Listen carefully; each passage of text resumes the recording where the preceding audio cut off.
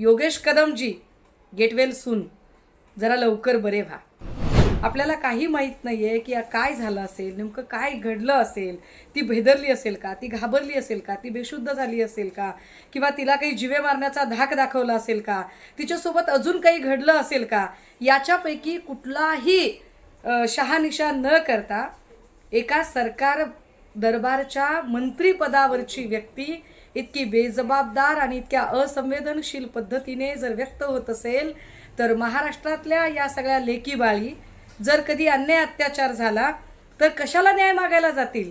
कारण न्याय मिळण्याच्या ऐवजी जर त्यांना अशा पद्धतीने प्रताडित आणि अपमानित केलं जात असेल आणि त्यांच्यावरच जर शंका कुशंका निर्माण केल्या जात असतील, तर अशा लोकांकडून न्याय मागण्यापेक्षा लेकीबाळी जीवाचं बरं वाईट करणं जास्त पसंत करतील. Yogesh Kadamji get well soon, जरा लवकर बरे व्हा.